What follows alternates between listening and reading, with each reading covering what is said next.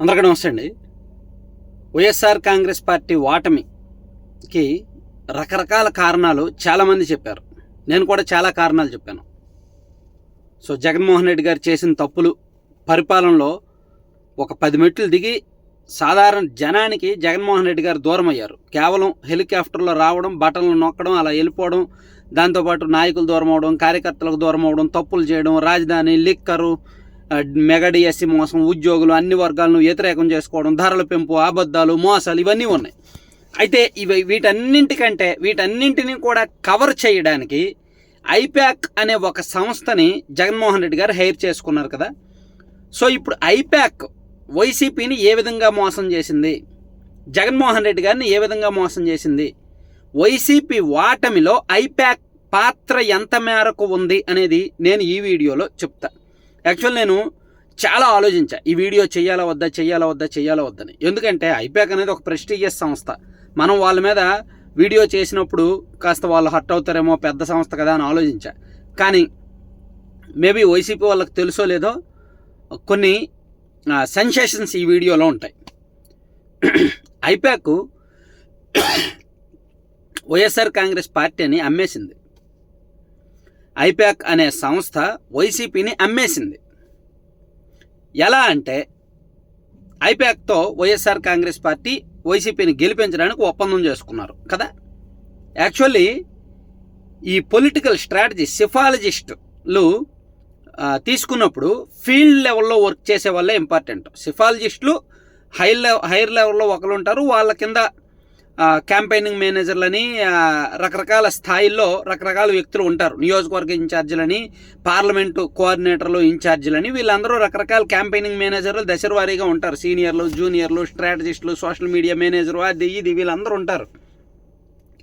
అయితే ఫీల్డ్ లెవెల్లో చేసే వాళ్ళే ఇంపార్టెంట్. ఎప్పుడైనా సరే గ్రామ స్థాయి నుంచి బూత్ లెవెల్లో వచ్చిన డేటా నియోజకవర్గ స్థాయి నాయకుడికి వెళ్తుంది, నియోజకవర్గ స్థాయి క్యాంపెయినింగ్ మేనేజర్కి వెళ్తుంది. ఆ డేటా ఆధారంగా నియోజకవర్గ స్థాయి క్యాంపెయినింగ్ మేనేజరు పార్లమెంట్ లెవెల్కి ఇస్తారు. పార్లమెంట్ లెవెల్ నుంచి జిల్లా వైజ్ వెళ్తుంది, జిల్లాల నుంచి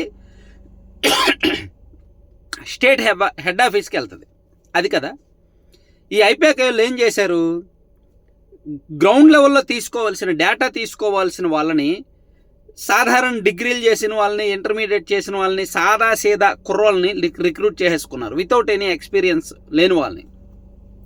ఎక్స్పీరియన్స్ ఉండి ప్లస్ దానిలో నాలెడ్జ్ ఉంటే శాలరీ ఎక్కువ అడుగుతారు. మినిమం 35 నుంచి 40 వేలు ఇవ్వాలి. ఇప్పుడు నా దగ్గర ఉన్నారు, నా దగ్గర టీం పనిచేశారు, నేను 40 వేలు శాలరీ ఇచ్చా. కొంతమందికి 60 వేలు 70 వేలు కూడా నేను శాలరీ ఇచ్చా.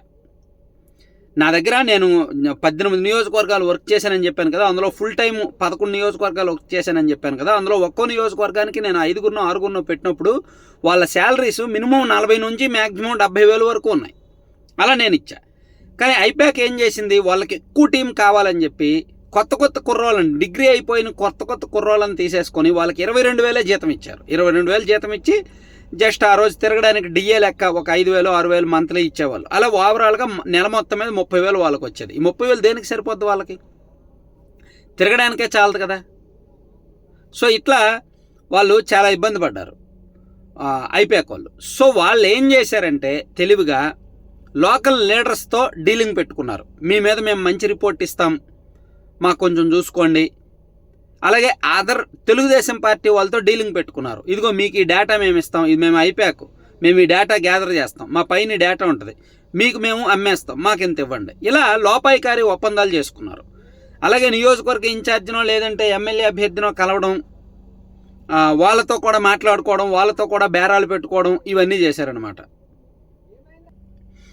అలాగే ఎమ్మెల్యే అభ్యర్థులు కూడా ఇదిగో మీ మీద మేము మంచి రిపోర్ట్ ఇస్తాము, మేము ఇచ్చే రిపోర్ట్ని బట్టే మీకు సీట్ వస్తుంది, కాబట్టి మాకు కొంచెం జాగ్రత్త చూసుకోండి. అలా లోపాయికారి బేరాలు పెట్టుకున్నారు. ఏ స్థాయిలో ఆ స్థాయిలో బేరాలు పెట్టుకున్నారు. రిక్రూట్మెంట్ ఎక్కడ ఫెయిల్ అయిందో, పనితీరు ఎక్కడ ఫెయిల్ అయిందో బేరాలు మొదలయ్యాయి, లోపాయికారి ఒప్పందాలు మొదలయ్యాయి తెలుగుదేశం పార్టీ వాళ్ళతో కూడా. నేను ఇక్కడ ప్రత్యక్షంగా నేను సాక్షిని. ఎందుకంటే నేను పేరు బయటికి చెప్పను, కానీ విషయం మాత్రం చెప్తా. నాకు బాగా తెలిసిన ఒక నాయకుడు ఫోన్ చేసి, ఏమండి మా ఫ్రెండ్ వాళ్ళ అమ్మాయి ఐప్యాక్లో గతంలో పనిచేసింది, మిమ్మల్ని కలవాలనుకుంటుంది, మీరు కూడా పొలిటికల్ సెఫాలజీ కొన్ని నియోజకవర్గాలు వర్క్ చేస్తున్నారు కదా, ఆ అమ్మాయి మీకు ఉపయోగపడవచ్చు, ఆ అమ్మాయి ఎక్స్పీరియన్స్డ్, సో మీకు ఉపయోగపడవచ్చు, మీరు తీసుకోండి అంటే ఏంటి జాబ్ కావాలా అని అడిగా. ఒకసారి మాట్లాడండి, ఒకసారి అమ్మాయిని కలిసి మాట్లాడండి, అమ్మాయికి మీ నెంబర్ ఇస్తున్నానంటే ఓకే ఇచ్చారు. నా నెంబర్ తనకి ఇచ్చారు. అంటే నేను నేరుగా ఎదుర్కొన్న సంఘటన నేను చెప్తున్నా. సో నా నెంబర్ అమ్మాయికి ఇచ్చి ఆ అమ్మాయి నెంబర్ నాకు ఇచ్చేసరికి మేము ఒక 1 వీక్ తర్వాత మాట్లాడాం. సో ఒక చోట కలిసినప్పుడు ఆ అమ్మాయి, నేనేమనుకున్నానంటే అమ్మాయికి ఏమైనా జాబ్ కావాలేమో, సరే జాబ్ ఇద్దాంలే, ఎక్స్పీరియన్స్ ఉంది కదా అనుకున్నా.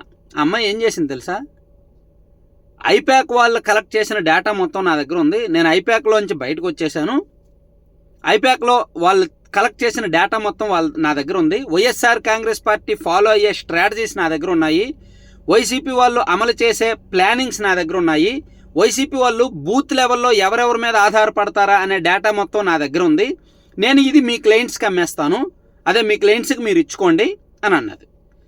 అదేంటి ఐప్యాక్ వాళ్ళ ప్లాన్, సరే బాగానే ఉంది, డేటా మొత్తం నేను చూస్తే బాగానే ఉంది, అందులో మొత్తం కంప్లీట్ డీటెయిల్స్ ఉన్నాయి, ఐప్యాక్ వాళ్ళు ఏ డేటా కలెక్ట్ చేస్తారో మొత్తం కంప్లీట్ డీటెయిల్స్ ఉన్నాయి. దీనిలో ground level village wise booth wise report అయితే సో అండ్ సో అమౌంట్, నియోజకవర్గ స్థాయి ఓవరాల్ అవుట్లుక్ రిపోర్ట్ అయితే సో అండ్ సో అమౌంట్, మండల వైజ్ రిపోర్ట్ అయితే సో అండ్ సో అమౌంట్ అని నాకు చెప్పింది. అమౌంట్ బాగా ఎక్కువ కదండి అన్నానన్న.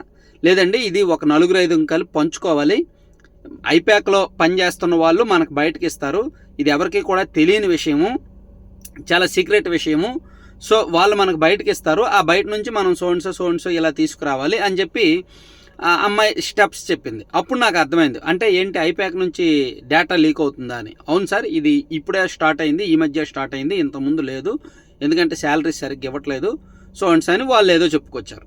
నేను రేట్ ఎక్కువ ఉంది కదమ్మా, అంత రేట్ అయితే మా వాళ్ళు తీసుకోరు, వద్దు అన్నాను.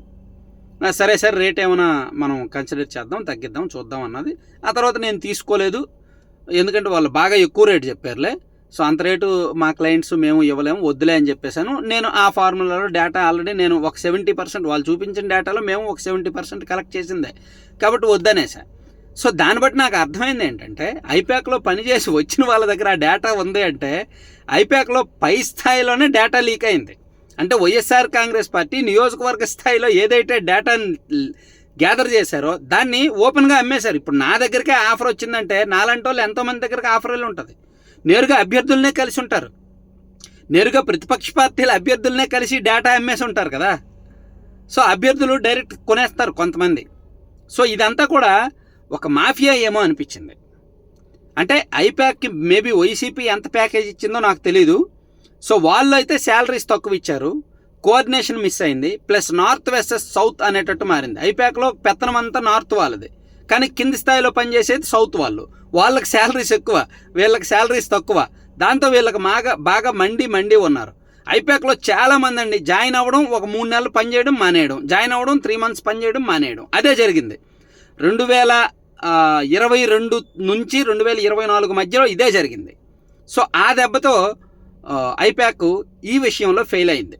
అంటే ఐప్యాక్ వాళ్ళు గ్యాదర్ చేసిన అమౌంట్ ప్రతిపక్షాలకు వెళ్ళడం, ప్లస్ వాళ్ళు ఎక్కడికక్కడ అమ్ముడుపోవడం, కరప్షన్ చేయడం, ఇంటర్నల్ కరప్షన్ చేయడం, ఇలా చాలా చెత్త వ్యవహారాలు చేశారనమాట. కానీ ఇవన్నీ పార్టీ పెద్దలకు తెలియదు. మేబీ సజ్జల గారికి, జగన్మోహన్ రెడ్డి గారికి తెలిసి ఉండొచ్చు, లేదా తెలియకపోవచ్చు, కానీ నమ్మారు, గుడ్డిగా నమ్మారు. ఎందుకంటే వాళ్ళ సోషల్ మీడియా స్ట్రాంగ్, వాళ్ళు వ్యూహాలు స్ట్రాంగ్, స్ట్రాటజీలు స్ట్రాంగ్, కాబట్టి నమ్మారు. సో చివరికి ఇంత చీప్ ట్రిక్స్లో అమ్మేశారు, ఒక రకంగా వైసీపీని అమ్మేశారనమాట.